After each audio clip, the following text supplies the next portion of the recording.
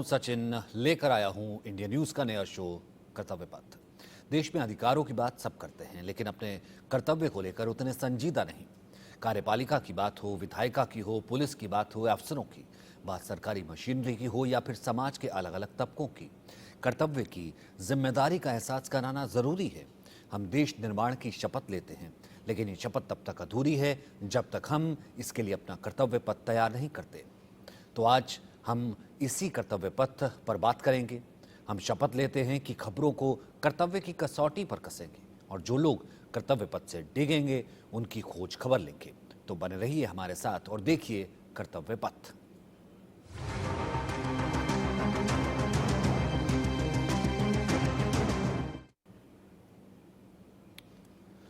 Mahadev app के जाल में छत्तीसगढ़ की बघेल सरकार फंसती नजर आ रही है। ईडी ने 5.39 करोड़ रुपए जब्त किए हैं। सवाल है कि ये पैसे किसके हैं। इस बीच शुभम सोनी, जो ईडी का वांटेड है, इसने वीडियो जारी कर चौंकाने वाले बयान दिए। इसने कहा कि महादेव ऐप का मालिक वही है। साथ ही कहा कि बघेल के कहने पर ही वो दुबई गया था और ये जो पैसे की बरामदगी है 5.36 करोड़, ये बघेल को ही देने थे। सवाल ये भी खड़ा किया गया कि ये कौन अनजान शख्स है जो ऐसी बातें कर रहा है। लेकिन इस बीच सवाल है कि जनता की गाड़ी कमाई की लूट में किसकी भूमिकाएं थी। जो महादेव ऐप सहित वेबसाइट्स और दूसरे ऐप बंद हुए, वो छत्तीसगढ़ सरकार भी बंद करा सकती थी। उसके पास इसका अधिकार था, लेकिन इतना सब होता रहा। 3 साल 4 साल में किस तरीके से 20,000 करोड़ कमा लिए गए। जनता की गूढ़ी कमाई को इस तरीके से जो लुटाया जाता रहा, लेकिन यहाँ पर सब कुछ होता रहा सरकार की नाक के नीचे। तो महादेव ऐप को लेकर घमासान जारी है। रायपुर से रिपोर्ट देखते हैं। छत्तीसगढ़ समेत पूरे देश में आज महादेव सट्टा ऐप का नाम हर कोई ले रहा है। उसके पीछे के अगर पूरे कारण को समझा जाए तो इसका नाता जो है साफ तौर पर छत्तीसगढ़ से जुड़ा हुआ है। क्योंकि देखिए, जो महादेव सट्टा ऐप है उसका अगर मुख्य सरगना की अगर बात करें तो सौरभ चंद्राकर भिलाई छत्तीसगढ़ के रहने वाला था और उसने पूरा ये जो करोड़ों का जो काला व्यापार था वो पूरे देश में चलाया और देश के साथ साथ विदेश में भी जो है आज महादेव सट्टा ऐप के जरिए जुआ सट्टा जो है वो काफी चलते हैं। देखिए, अभी क्रिकेट का सीजन भी चल रहा है, वर्ल्ड कप भी चल रहा है और 5 राज्यों में जो है विधानसभा चुनाव भी हो रहे हैं और इसी महादेव सट्टा ऐप से जो है करोड़ों रुपए की जो है सट्टे लगाए जा रहे हैं और उससे जो लगातार अगर देखा जाए तो काला बाजारी जो है ये सजा हुआ है। लेकिन इस पूरे मामले में अगर बात की जाए तो सौरभ चंद्राकर की शादी का जिक्र होता है और 200 करोड़ रुपए की शादी की वीडियो फुटेज सामने आती है। ईडी की नजर इन सभी पूरी अगर बात करें तो वीडियो फुटेज और पूरा तमाम जितना ये जो सट्टा का कारोबार चल रहा है उस पर पड़ता है। उसके बाद कार्यवाही की जाती है।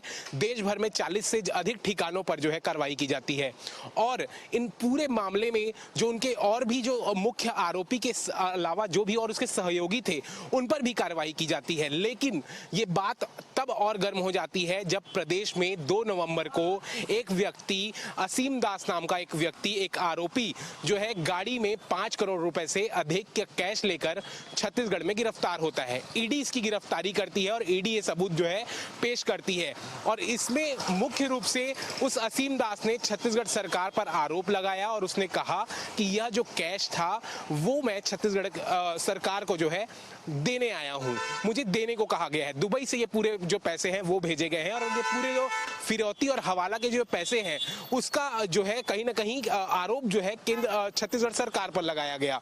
उसके बाद भारतीय जनता पार्टी एक और अन्य आरोपी का वीडियो जारी करती है जो सौरभ सोनी है, वो भी एक प्रमोटर है और सौरभ सोनी भी कहीं ना कहीं छत्तीसगढ़ सरकार पर जो है आरोप लगाते नजर आते हैं। उनका कहना रहता है कि हमें सिक्योरिटी के लिए जो है पैसा छत्तीसगढ़ सरकार मांगती थी और हम सिक्योरिटी के लिए जो है पैसा छत्तीसगढ़ सरकार को देते थे और अब तक 508 करोड़ रुपए जो है छत्तीसगढ़ सरकार को दे चुके हैं।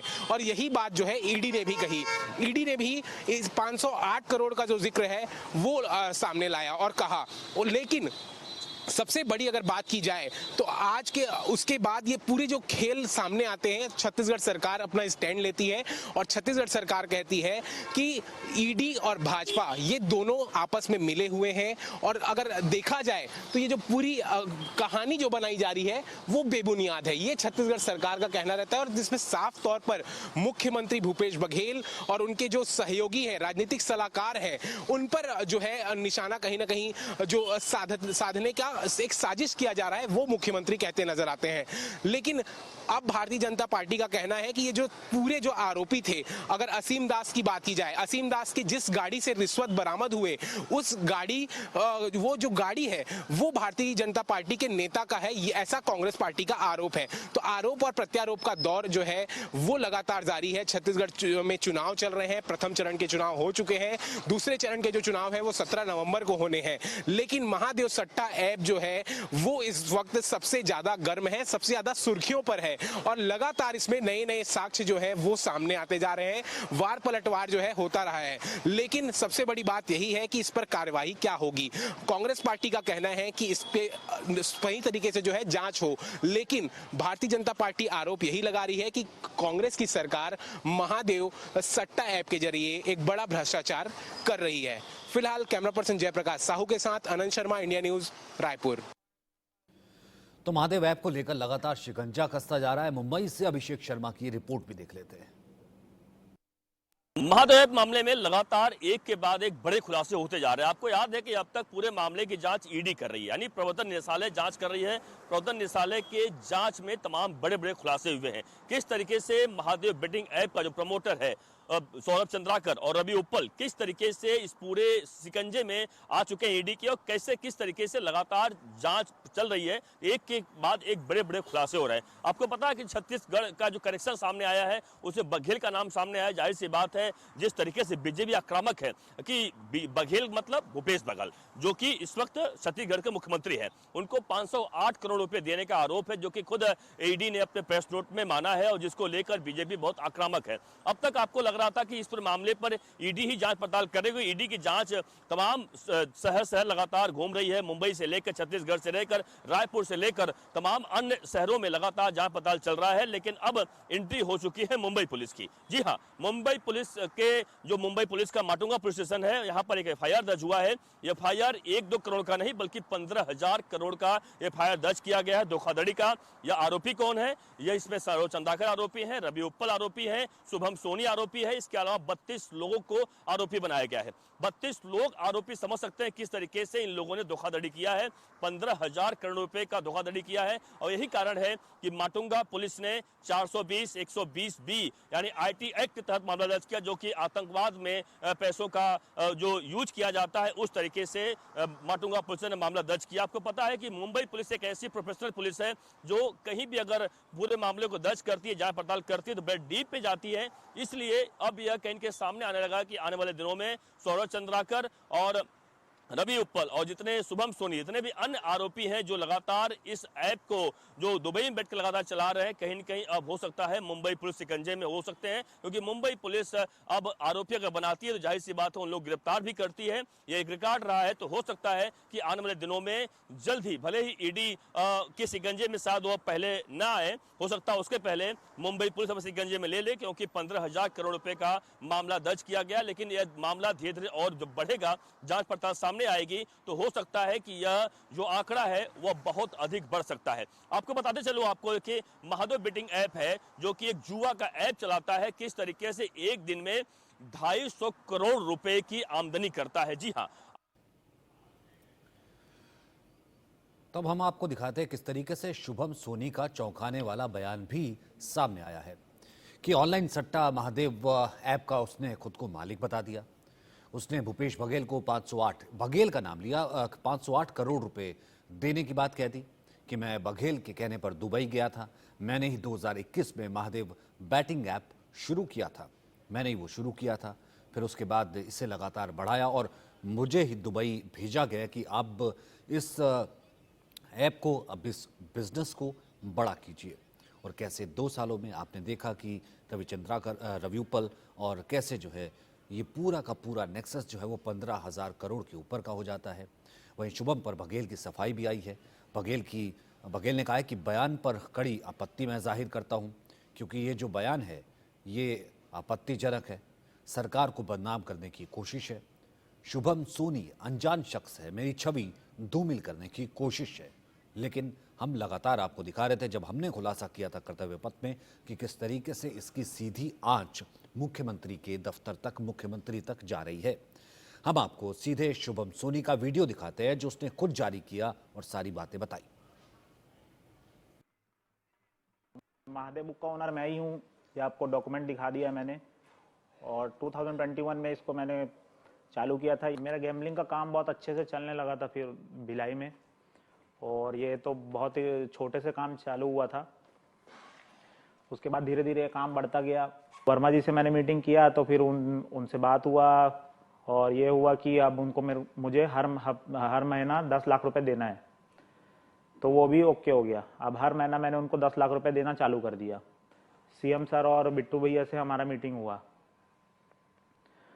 ये चीज़ का मैंने पूरा अपना लिख के दे दिया है उसमें रिटर्न स्टेटमेंट में, कि क्या हुआ वहाँ, कैसे हुआ, क्या किस बात का डील हुआ, हर चीज़ का स्टेटमेंट मैंने दे दिया अपने रिटर्न डॉक्यूमेंट में। मैं सितंबर 2020 में दुबई आया। जैसा कि मेरा मीटिंग हुआ था सीएम साहब से, तो उन्होंने बोला था कि दुबई जाओ, अपना काम बढ़ाओ और वहाँ मीटिंग करो जाके। प्रशांत अग्रवाल जी के जब मेरा मीटिंग हुआ उसके बाद से मैंने अब तक 508 करोड़ रुपए दे चुका है। हमारे बघेल साहब, बिट्टू भैया और उनके जो लोग हैं उनको मैंने 508 करोड़ रुपए दिया है।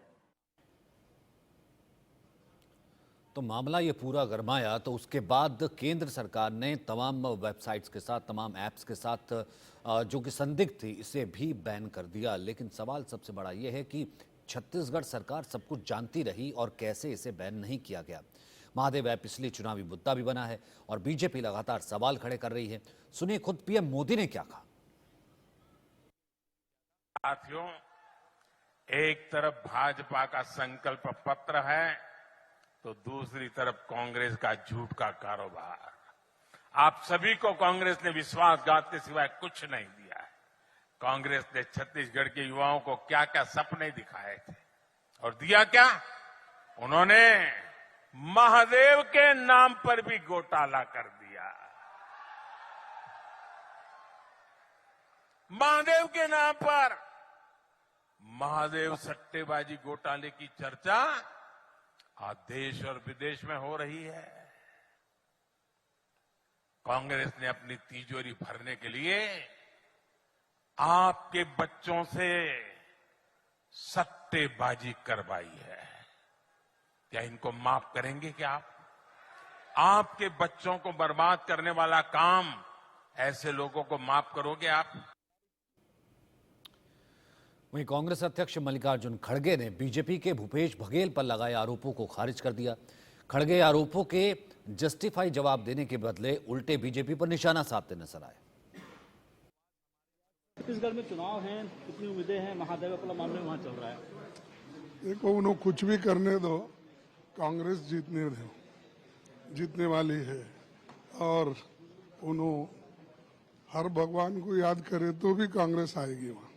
जो एलिगेशन लगा रहे हैं 508 करोड़ रुपए लिए, इस तरह के मुख्यमंत्री पर आरोप लगा रहे हैं। अरे ये सबको लगा रहे हैं। वो किसको छोड़े हैं? वो महादेव को भी नहीं छोड़े। तो वहीं महादेव ऐप को भूपेश बघेल पर लगाए आरोप पर कांग्रेस नेता प्रमोद तिवारी ने कहा कि बीजेपी आरोप लगा रही, लेकिन साक्ष्य तो है ही नहीं। 199 लोगों पर कार्रवाई भी आपने बताई प्रदेश में हुई है, ये भी जिक्र आपने किया है, लेकिन भाजपा ही ये जारी करके बोलती है और भूपेश बघेल का इसमें नाम भी आ रहा है। भाजपा बोलती है ना, साक्ष्य तो नहीं बोल रहे हैं। साक्ष्य तो उल्टा इशारा कर रहे हैं, गाड़ी आपकी, आदमी आपका, पैसा आपका। तो ये प्रमोद तिवारी ने जो है निशाना साधा, बीजेपी पर निशाना साधते हुए कहा कि पूरे देश में सट्टा और जुए वाले ऐप्स को बंद क्यों नहीं किया जाता? अगर सरकार इनसे जीएसटी वसूलती है तो फिर वो भी इसमें क्या मिले जुले हैं? मैं यही पूछ रहा हूं कि जो प्रेस रिलीज जारी हुई है, वो प्रेस रिलीज दुबई में बैठा वो करता है और यहां भाजपा जारी करती उसको। तो भाजपा का काम तो अपने राजनीतिक आकाओं और नेताओं का जारी करना है। उनका काम किसी सट्टेबाज की रिलीज जारी करना तो नहीं, जिसमें उनका भी अपराध है, क्योंकि केंद्र सरकार है उनके पास, प्रदेश ना हो, तो उनकी भी चिंता होनी चाहिए। वो कैसे ये सारी पब्लिसिटी कर रहे हैं। तो ये तो मैं पूछ रहा हूँ कि महादेव के ऑपरेटर्स और भाजपा में जो रिश्ता है ये क्या कहलाता है। केंद्र सरकार से मैं ये कहना चाहता हूं कि आपने सिर्फ महादेव ऐप नहीं, सारे ऐप जारी किए। 22 पे प्रतिबंध लगाया था जो अब इफेक्टिव नहीं है क्योंकि फाइल्स खुली है। तो आपने पूरे देश में क्यों नहीं ये सट्टा जुआ आप बंद कर देते पूरे देश में एक आदेश के साथ। और फिर आप जो जीएसटी ले रहे हैं, आप उनसे टैक्स की वसूली कर रहे हैं, इनकम टैक्स आप उनसे वसूल करते हो, तो आप तो कहीं ना कहीं से हिस्सा बने हुए हो इसको खिलवाने में। रोकिए ना, पूरे हिंदुस्तान में रोक दीजिए। तो मुंबई से सबसे पहले, अगर ये महादेव ऐप को कोई जानता भी नहीं था और ये धड़ल्ले से जो है तमाम चीज़ें चल रही थी, ये तो अगर वो फिल्मी सितारे वहाँ ना जाते, जिस वक्त सौरभ चंद्राकर और रवि उपल वाला मामला सामने आया, सौरभ चंद्राकर और वो शादी वाला मामला सामने आया, 200 करोड़ सामने आए, तब अभिषेक ने पूरा मामला सामने लेकर के आए थे इंडिया न्यूज़ के माध्यम से, और वो पड़ताल देखी कि तब हमने लगातार इसके ऊपर रिपोर्टिंग की कि भैया कौन कर्तव्य पथ से यहाँ पर अपना नीचे हुआ, कर्तव्य पथ से बिखरा, तब जा कर के जो है यहाँ पर ये गोरख धंधा चलता रहा कि 3 साल में ही 15,000 करोड़ 20,000 करोड़ के करीब की जो है धांधलीबाजी होती रही, और इसकी आंच जो है कैसे वहाँ पर छत्तीसगढ़ के मुख्यमंत्री तक भी पहुंची है। अभिषेक, सबसे पहले हमारे कर्तव्य पथ का असर हुआ, आपकी रिपोर्टिंग का असर हुआ, इसके लिए आपको बधाई। लेकिन मैं ये चाहता हूं कि अब लगातार ये जो मुद्दा है वो मुद्दा बन गया है भ्रष्टाचार का, वो मुद्दा बन गया है, पीएम अब इसे लगातार कह रहे हैं ये कांग्रेस का भ्रष्टाचार है।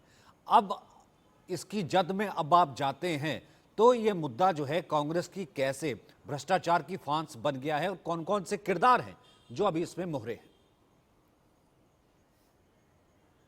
बिल्कुल सचिन, देखिए जाहिर सी बात है कि इंडिया न्यूज जिस तरीके से इस मुहिम को हमने उठाया, जिस तरीके न्यूज को उठा, सबसे पहले बिल्कुल इंडिया न्यूज एक ऐसा चैनल रहा है जो इस महादेव ऐप का पूरा भंडाफोड़ हमने किया है। ये कहाँ कहाँ इसके पूरे लिंक सामने रहे हैं। देखिए राजनीति की बात, देखिए सचिन अगर होती राजनीति की, जाहिर सी बात है जैसा कि एक कांग्रेस के नेता कह रहे थे रिश्ता क्या कहलाता है, तो सवाल तो यही उठता है रिश्ता क्या कहलाता है। यही बात तो बीजेपी पूछ रही है। बीजेपी लगातार सवाल खड़ा कर रही है आखिरकार जो वहाँ के मुख्यमंत्री हैं भूपेश बघेल से उनका महादेव ऐप के साथ क्या लेना देना है। 508 करोड़ का जो आरोप लगाया गया आखिरकार क्या लेना देना है। तो कहीं ना कहीं देखिए यह रिश्ते की बात तो साफ करें, शुरुआती दौर से इंडिया न्यूज ने इस पूरे क्लेम किया है कि इसने पूरा तार जो है इसमें राजनीतिक जगत के तमाम बड़े बड़े लोग मिले हुए हैं, तमाम पुलिस के जगत के अलग अलग लोग मिले हुए हैं, और बॉलीवुड के लोग तो आपको पता है किस तरह के बड़े लोगों का नाम सामने आ चुका है जो ईडी ने उनको सम्मान दिया हुआ है। और लगातार रणबीर कपूर से कपिल शर्मा से लेकर हुमा कुरैशी से लेकर श्रद्धा कपूर से लेकर तमाम दर्जनों ऐसे फिल्मी सितारे हैं जिनको पूछताछ के लिए बुलाया है, उनसे पूछताछ करना चाहती है।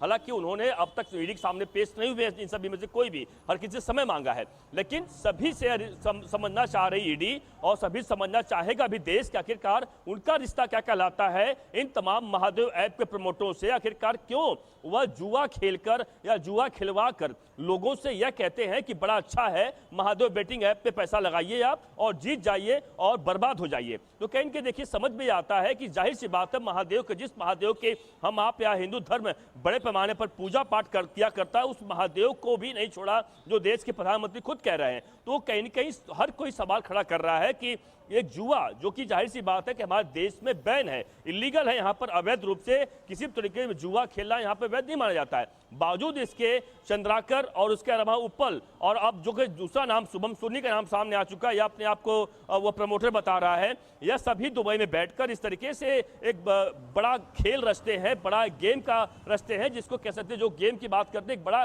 गेम कर डालते हैं। और गेम के तहत ऐसा ही नहीं, एक दिन में सचिन हर कोई जानकर हैरान है कि 250 करोड़ रुपए की आमदनी इनकी होती है, आमदनी होती है। समझिए आप किस तरीके से इनका बड़ा गोरख धंधा है, किस तरीके से बड़ा रैकेट है, जिसके तहत यह तमाम उन लोगों को खुश करते हैं जो इनके संगत में रहते हैं और इनको जो फलने फूलने में मदद करते हैं हर तरीके से। चाहे फिल्म स्टार्स की बात करें, आप देखिए कि 200 करोड़ रुपए सिर्फ फिल्म स्टार को दिया गया था शादी में भाग लेने के लिए, जिसकी अगर फीस की बात करें, किसी की फीस अगर 5 लाख 10 लाख रुपए होती है, उसे 1.5 करोड़ रुपए 2 करोड़ रुपए दिए जाते हैं, 10 करोड़ दिए जाता है, तो समझ सकते हैं आप कि कितना इनके पास पैसा है और किस तरीके से लोगों का मुंह बंद करने का काम करते हैं। लेकिन इसी के साथ मैं जोड़ूंगा आपको, देखिए इसमें एंट्री हो चुकी है, जैसा कि आपने रिपोर्ट दिखाया भी कि मुंबई पुलिस की एंट्री हो चुकी है। मुंबई पुलिस इस पूरे मामले पर जांच पड़ताल करेगी। एक बड़ी एफआईआर मुंबई पुलिस ने दर्ज की है। 1-2 करोड़ का नहीं बल्कि 15,000 करोड़ का इन्होंने 420 किया है और धोखाधड़ी किया, जिसके आधार पर मुंबई पुलिस अब इसमें पूरे एंट्री हो चुकी है। यानी साफ है, मुंबई पुलिस का अगर रिकॉर्ड देखें सचिन, तो वह जिस तरीके से प्रोफेसर की जांच पड़ताल करती है, तो आप यकीन मानिए कि आने वाले दिनों में मुंबई पुलिस भी कई बड़े लोगों को गिरफ्तार कर सकती है। और सौरभ चंद्राकर और रवि उत्पल का नाम तो उसमें एफआईआर में है ही है, ऐसा 32 लोग का इसमें नाम है। सचिन, जाहिर सी बात है 32 लोगों का इसमें नाम है और बाकायदा इसकी आंच जो है वो कहीं ना कहीं रायपुर से शुरू होती है और रायपुर से शुरू होकर अब हम ये कह सकते हैं कि पूरे भारत तक जो है ये लगातार पहुंच गई, क्योंकि हमने ही सबसे पहले इसी खबर को दिखाया था, कर्तव्य पथ में उठाया था।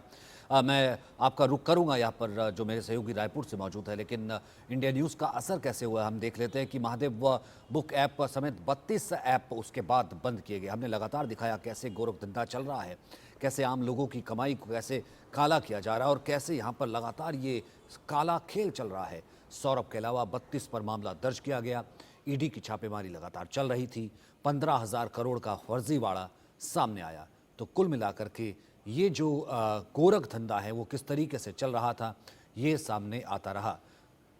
तो महादेव ऐप ब्लॉक्ड, 21 ऑनलाइन सट्टा ऐप्स भी बंद कर दिए गए।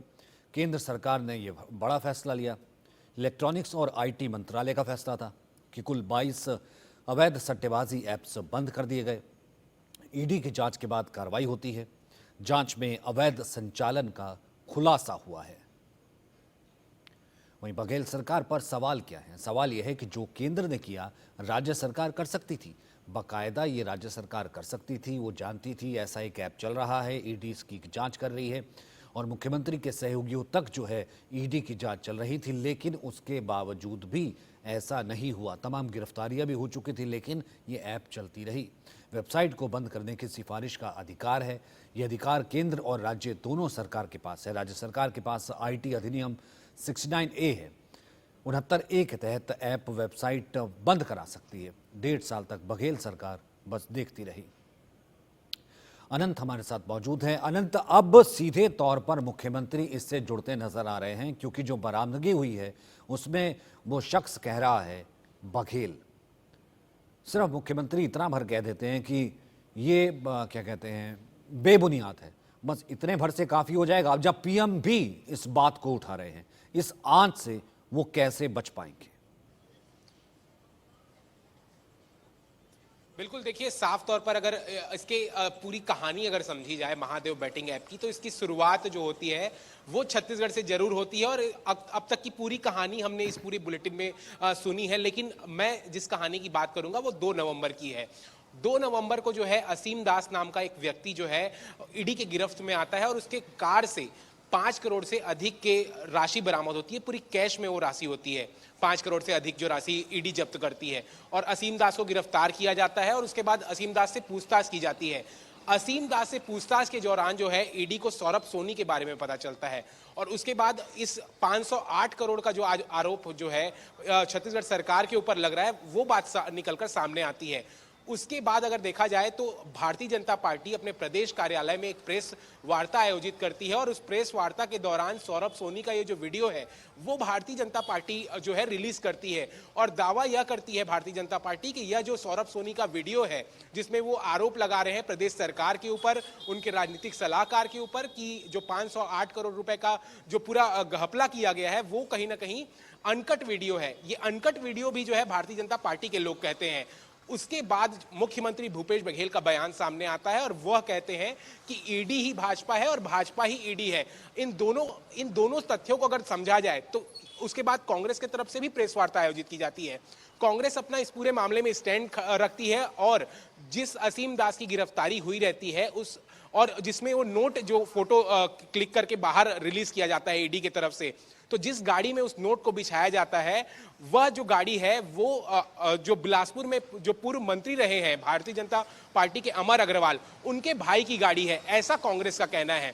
तो देखिए अभी ये अगर पूरे मामले को समझा जाए तो इसमें दोनों अगर राजनीतिक तरीके से अगर देखा जाए तो भारतीय जनता पार्टी सच्ची है या कांग्रेस सच्ची है, कौन सच्चा है कौन झूठा है, ये खेल पूरा हो चुका है। खुद मुख्यमंत्री भूपेश बघेल भी कह चुके हैं कि 17 नवंबर को जो है दूसरे चरण के चुनाव होने हैं और 17 नवंबर तक जो है ये प्रदेश में खेल जो है ईडी भाजपा का चलता रहेगा।